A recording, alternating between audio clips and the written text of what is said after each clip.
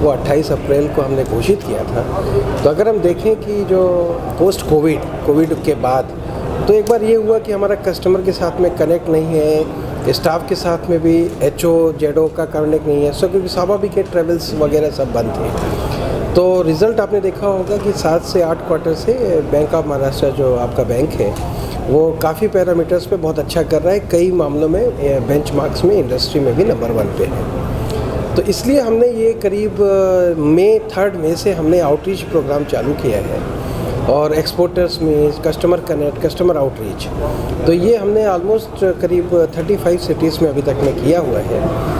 और वहाँ पे हम जाके तो इसको बोलते हैं ना कस्टमर, तो ब्रांच तो है हमारी कि 2100 प्लस ब्रांचेस ऑफिसेस हैं, बट आउटरीच का मतलब है कि कस्टमर के पास तक जाना, उसको समझना, उसकी ज़रूरतों को समझना, जो उसने एप्लीकेशंस दी हुई हैं उसमें जो एप्लीकेशंस है उसके ऊपर डिसीजन देना।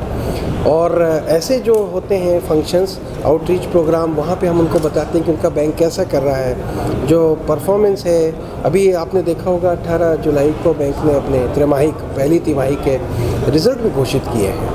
तो उसमें हमने ये भी एक तरीका है कि उनको भी मालूम रहे।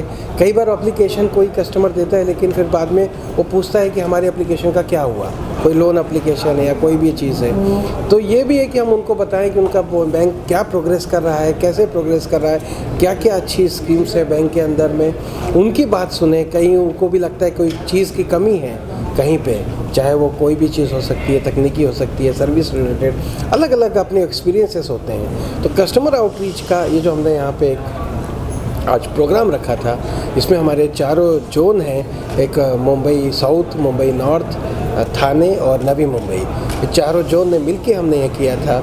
तो इसमें हमने आज 2700 करोड़ के ऊपर का फाइनल सेंक्शन आज हमने कस्टमर को हैंडओवर भी किया है, जो अगले करीब 15-20 दिन में सब डिसबर्समेंट भी हो जाएंगे। तो ये अगर आपने मेरे से पूछते हैं कि ये जो आउटरीच प्रोग्राम है इसका आपका क्या पर्पस था, तो बैंक का सिर्फ ये पर्पस है कि हम कस्टमर तक पहुँचें, उसको समझें, उसकी कोई एप्लीकेशन है तो उसको सैंक्शन दें, उसकी अगर कोई सुझाव है बैंक के प्रति उसको पूरा करें, रिलेशनशिप को पूरा करें और रिलेशनशिप को और आगे बढ़ाएं। और साथ में एक ये भी ज़रूरी होता है कि हम अपने स्टाफ को भी बताएं कि जैसे हमारे जो HO से जो हमारे क्रेडिट के GM है वो भी आज आए हुए हैं, तो उनको भी सबको लगता है कि हाँ, ये हेड ऑफिस से भी जब इसके ऊपर में इतनी संजीदा हैं लोग, इसके ऊपर हम काम कर रहे हैं, तो हर को सबको मिल के काम करना है और कस्टमर सर्विस, कस्टमर एक सुप्रीम स्टेक होल्डर है, उसके लिए काम करना है। सर आपसे जानना चाहेंगे कि जो लॉकडाउन में जो लोग लोन नहीं भर पाए, जो आपका कस्टमर, तो क्या किस तरह से बैंक ऐसा, हम लोग का कभी सुना गया कि बहुत बैंक की तरफ से बहुत प्रेशर दिया गया, तो इस तरह कोई महाराष्ट्र बैंक की तरफ से कोई राहत दिया गया क्या कंज्यूमर? जी, बहुत अच्छा आपने प्रश्न किया है। अगर आप देखें तो इसमें 2 चीज़ें थी। एक तो रिज़र्व बैंक जो है उसके तहत भी स्कीम आई हुई थी कि जहाँ पे रीस्ट्रक्चरिंग भी परमिटेड था। एक तो उसमें अगर हम देखें तो सबसे पहले जो रिज़र्व बैंक से आया था वो आया था मोरेटोरियम मार्च 20 के बाद से, तो पहले 6 महीने का था, वो भी बढ़ के हुआ और फिर जब बारी आई कि उसके रिपेमेंट की तब रीस्ट्रक्चरिंग जो है तो ऑफ़र की गई थी, OTR जिसको बोलते हैं, 1 टाइम रीस्ट्रक्चरिंग। तो ये आपके जो बैंक ऑफ महाराष्ट्र ने ये कस्टमरों से को समझा, उनके जो लोन दिए गए थे उनको समझा, और जहाँ पे भी ज़रूरी था RBI के नियमों के तहत वहाँ पे रीस्ट्रक्चरिंग की गई। इसमें अगर आपको याद होगा तो भारत सरकार की तरफ से GLC-GS का भी स्कीम था, गारंटीड स्कीम जो कॉर्पोरेट सेक्टर के लिए थी, उसमें भी बैंक ऑफ महाराष्ट्र ने काफ़ी बढ़ के काम किया और जहाँ जहाँ पे भी जो शेयर हो सकता था या जो भी एप्लीकेशन आई उसको तुरंत उस पर निपटान करके उसको हमने वहाँ पे सैंक्शन करके डिसबर्स किया था। तीसरा होता है कि कई बार आपको देखने में आता है कि कोविड पीरियड में जो है तो कई बार सैड डिमाइस हो जाती है, तो ऐसा नहीं है कि सिर्फ लोन की ही बात है, लेकिन कई बार हमने देखा है कि डिपॉजिट में भी है, तो वो डेथ क्लेम सेटलमेंट होता है। तो वहाँ पे भी मैं तो धन्यवाद देना चाहूँगा अपने बैंक के अधिकारियों को कि उन्होंने भी वहाँ आगे बढ़ के लोन को, मतलब अपना जो डेथ क्लेम का सेटलमेंट है, मतलब बैंक ने पूरी तरीके से हैंड होल्डिंग की और साथ में रहे समाज के। और कोविड में जितनी भी चीज़ें सरकार, रिज़र्व बैंक, इसने दी थी वो बैंक ऑफ महाराष्ट्र ने तत्परता से आगे की। इसके साथ मैं और भी बोलूँगा कि आपका जो बैंक ऑफ महाराष्ट्र है उसमें सुरक्षा स्कीम्स है, PM जीवन ज्योति और सुरक्षा बीमा योजना, इसमें भी जो हुई थी उसका जो क्लेम था बहुत जल्दी उसको सेटल कराया है, जो हमारी इंश्योरेंस कंपनी जिसके साथ में टाई अप के हमने जो अपने कस्टमरों को दिया है। तो मेरा यही कहना है कि इसमें तत्परता से, और आज आप देख भी रहे होंगे कि करीब 350-400 कस्टमर थे और 2700 करोड़ का हमने सेंक्शन दिया है। और आपके बैंक ऑफ महाराष्ट्र का कासा 56-58% है। वो इसीलिए है कि जो रिलेशनशिप है, आज भी कई कस्टमर ऐसे थे जो 4 पीढ़ियों से हमारे साथ बैंकिंग कर रहे हैं मुंबई में आज वो इस फंक्शन में थे। तो एक हमारे लिए प्रसन्नता का विषय है और धन्यवाद भी करते हैं।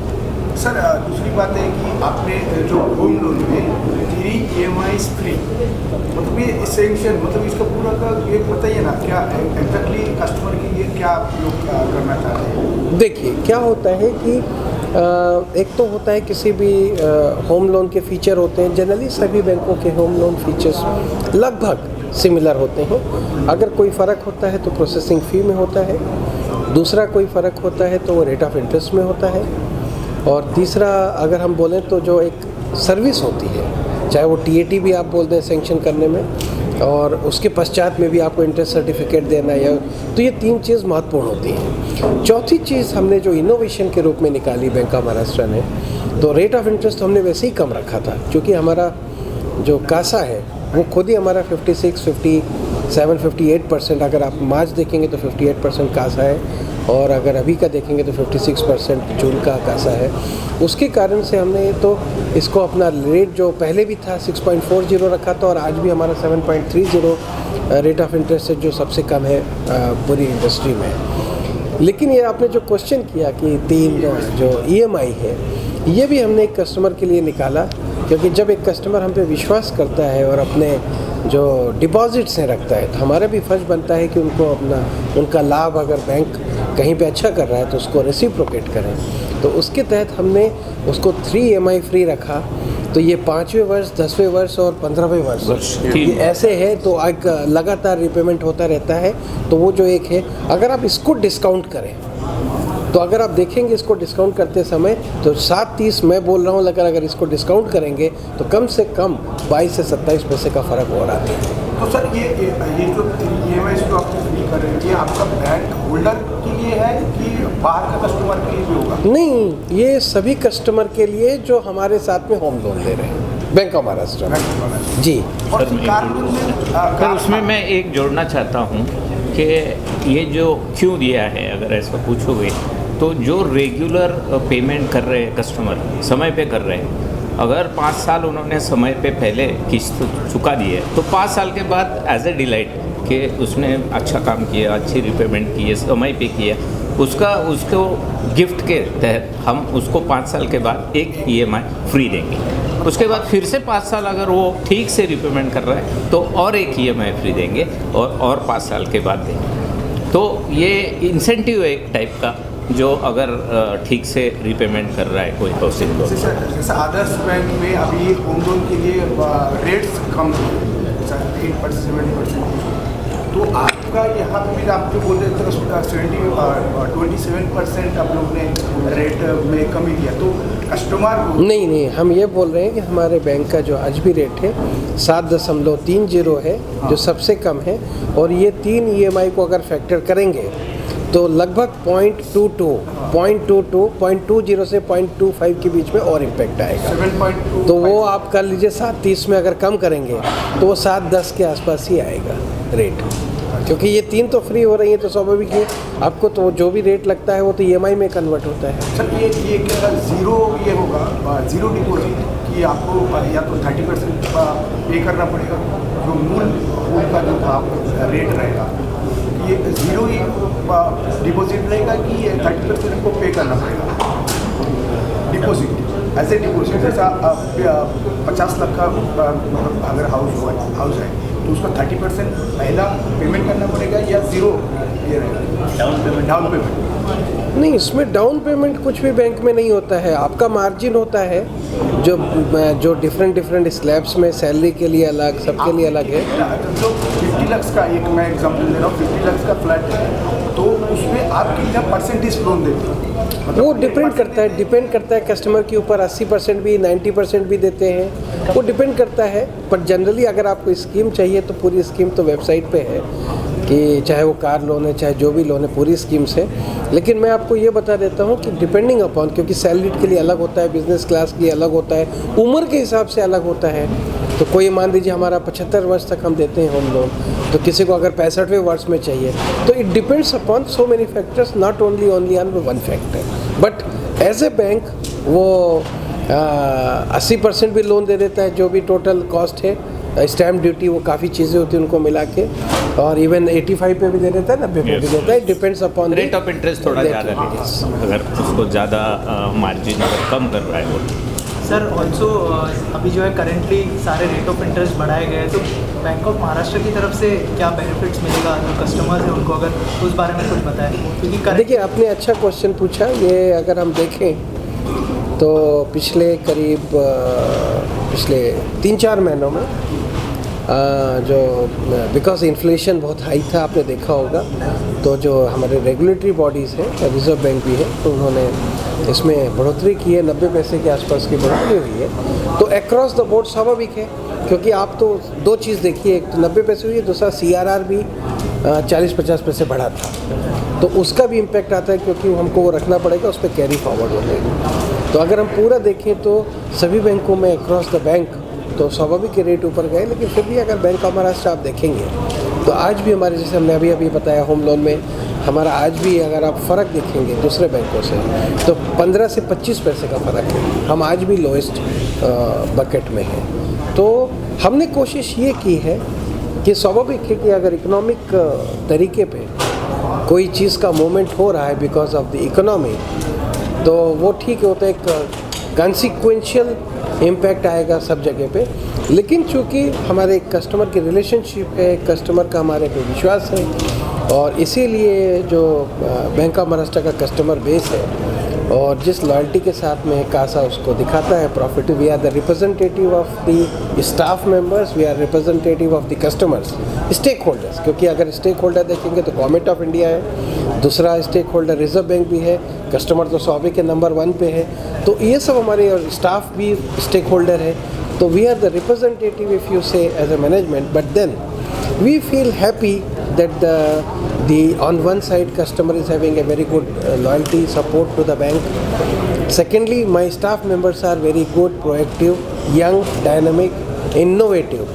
तभी ये सब चीज़ें आती हैं। और अगर तीसरा चीज़ मैं बोलूँ तो जो आज भी आपने देखा होगा कि आज भी कम से कम शायद मिनिमम 25 एजुकेशन लोन हम यहाँ दे रहे थे। अब आप ये समझिए कि 25 से 30 अगर एजुकेशन लोन एक दिन में हमने दिए हैं, और जिसमें सब के सब फॉरेन जा रहे थे, और मैंने उनके पोर्टफोलियो भी पूछे कि आप किस में, तो कोई इन्वायरमेंटल इंजीनियरिंग, कोई साइबर सिक्योरिटी, तो ये आने वाले समय के साइंटिस्ट हैं। तो हमें खुशी ये है कि आज बैंक ऑफ महाराष्ट्र इनको आगे पढ़ने में सपोर्ट कर रहा है। ये जब आएंगे तो ये ज़रूर हमको याद रखेंगे, हमारे साथ रहेंगे, और हमको भी खुशी होगी कि ये बड़े पदों पे रहेंगे, बड़े प्रतिष्ठानों में रहेंगे, और हमारे बैंक का, अपने खुद के बैंक का नाम रोशन करेंगे। तो ये प्रसन्नता का विषय अगर आप मुझसे पूछेंगे, तो अगर मेरा कस्टमर खुश है तो मैं खुश हूँ, मेरा स्टाफ खुश है तो मैं खुश हूँ, अगर मेरे इकोसिस्टम में लोग खुश हैं तो हम खुश हैं। सर, आजकल डिजिटल का ज़माना है, डिजिटल ज़माने में अभी कितना सुरक्षित है, मतलब अगर पे होता है आजकल ट्रांजेक्शन, ऑनलाइन ट्रांजेक्शन करते हैं, उसके ज़माने में क्या बताते, क्या सुरक्षित मतलब भरोसा क्या है आपको बैंक की ऑनलाइन ट्रांजेक्शन ज़्यादा करें? देखिए कि इसमें ऑनलाइन जो डिजिटल बैंकिंग, ये तो ऑर्डर ऑफ द डे है, और ये बढ़ता ही जाएगा, both on the account asset side and liability side, मतलब डिपॉजिट साइड भी और लोन साइड भी ये बढ़ेगा। अब बात आती है कि बैंकों ने क्या अपने सिक्योरिटी सिस्टम को स्ट्रॉन्ग करके रखा है ताकि ये सुरक्षित रहे। यह मैं कहना चाहूँगा कि ये जो आपका बैंक ऑफ महाराष्ट्र में, अपने जो सिस्टम्स एंड प्रोसीजर्स हैं तो वो स्ट्रॉन्ग रखे हुए हैं। आईटी सिस्टम्स जो होते हैं तो इसमें दो प्रकार के जो हमने देखे हैं कि जनरली सिक्योरिटी के इश्यूज होते हैं। एक होती है साइबर सिक्योरिटी बाहर से और एक होती है इंटरनल। तो इंटरनल का मतलब दोनों प्रकार से होता है कि अगर बैंक में कुछ गड़बड़ी हो जाए, दूसरा होता है कि अगर कस्टमर खुद अपना OTP दे दे। अब मैं दोनों फ्रंट पे आपको बोलूँगा कि आपके बैंक ऑफ महाराष्ट्र ने क्या किया है कि ऑन द सिक्योरिटी फ्रंट हमने काफ़ी हमारी एजेंसीज़ हैं जो लगातार हमको मॉनिटर करती रहती हैं 24/7, जिसको CSOC और NOC बोलते हैं। और काफ़ी हमारे सॉल्यूशंस हायर एडवांस लेवल के हमने लगाए हुए हैं। तो साइबर सिक्योरिटी में अभी तक में हमने कोई अटैक, बैंक ऑफ महाराष्ट्र ने सब ईश्वर की भी कृपा है, ऊपर वाले की भी कृपा है और सब विश्वास है लोगों का, हमने कोई भी इसमें आज तक अभी तक नहीं देखा है। दूसरी बात रही इंटरनल सिक्योरिटीज़। तो हमारे इंटरनल सिक्योरिटीज़ में भी स्टाफ को अवेयरनेस करना ताकि कोई फिशिंग अगर मेल आए, कुछ भी आए, तो हमने देखा है कि यहाँ पे बहुत कम उसका कोई भी रिएक्शन है। तो मतलब जो स्टाफ है वो भी काफ़ी अवेयर है। अब तीसरी चीज़ आती है कि जब कस्टमर खुद अपना OTP देख के फ्रॉड हो जाता है, तो वहाँ पे हमने एक काम किया है कि जहाँ पे भी हम काफ़ी कस्टमर, अगर आप हमारे सोशल मीडिया पे जाएंगे, लिंक्डइन, फेसबुक और सब, तो वहाँ पे हम काफ़ी बार ये हम वहाँ पे प्रेषित करते हैं कि आपको क्या करना चाहिए, OTP नहीं देना है, आपको अपने पासवर्ड नहीं देना है। दूसरा ये है कि अगर आप हमारे मोबाइल ऐप में जाएंगे और इंटरनेट बैंकिंग में जाएंगे तो हमने जो फैक्टर ऑथेंटिकेशन रखे हुए हैं, ईज भी देखी है कस्टमर की, ग्राहक की, जो डिजिटल ट्रांजेक्शन करे, बट हमने सिक्योरिटी पे भी कंप्रोमाइज़ नहीं किया है। तो हमने जो अभी तक पाया है कि हमारे मोबाइल बैंकिंग, इंटरनेट बैंकिंग या ऐसा कोई भी अल्टरनेट तरीके पे अभी तक बैंक में कोई ऐसे फ्रॉड नज़र नहीं आए हैं। तो हम इसको बार बार रिव्यू करते हैं कि कस्टमर का ईज़ भी रहे, ईज़ ऑफ ट्रांजेक्शन भी रहे, ईज़ ऑफ डूइंग बिजनेस भी रहे, एट द सेम टाइम उसको जो है तो सिक्योर्ड भी रहे। और हम कस्टमर का हम बीच बीच में ऐसे कस्टमर मीट करके हम उनको अवेयरनेस भी क्रिएट करते हैं। सर लास्टली नेक्स्ट 5 इयर्स में बैंक ऑफ महाराष्ट्र को कहाँ देखते हैं और क्या क्या नए इनिशिएटिव और भी कस्टमर्स के लिए आप लोग लाने वाले हैं, अगर उस बारे में कुछ शेयर करना चाहिए? जी हाँ, बैंक ऑफ महाराष्ट्र जैसे अपना प्लान होते हैं तो पहले छोटा बैंक, स्मॉल साइज बैंक हुआ करता था, अभी वो हम 3 लाख के ऊपर चले गए हैं तो मिड साइज बैंक है। तो स्वाभाविक है कि आपका बैंक ऑफ महाराष्ट्र इसी सपोर्ट, कस्टमर के सपोर्ट, स्टाफ के सहयोग से, सबके सहयोग से तो एक large size bank 5 lakh crore को आई कर रहा है। तो बैंक के बोर्ड ने भी उसको प्लान को अप्रूव किया हुआ है कि दिसंबर 23 या मार्च 24 तक हम ये सोच रहे हैं कि हम 5 लाख करोड़ का टोटल करेंगे और उसी प्रक्रिया में पूरी टीम उसमें काम कर रही है। दूसरी बात रही आपने जो डिजिटल का क्वेश्चन किया, तो हाँ, आपका बैंक ऑफ महाराष्ट्र जैसे कि हमारे वेबसाइट पे भी जाएंगे तो काफ़ी RFP आपको मिलेंगे जिसमें रोबोटिक प्रोसेस ऑटोमेशन, काफ़ी हमारे सॉल्यूशन, सिक्योरिटी सॉल्यूशंस। तो IT में आपका बैंक काफ़ी इन्वेस्ट कर रहा है और सेलेक्टिवली कर रहा है। Basically customer journeys, digital operations और डिजिटल कंप्लायंस के ऊपर बैंक फोकस कर रहा है। Thank you so much and all the best. Thank you.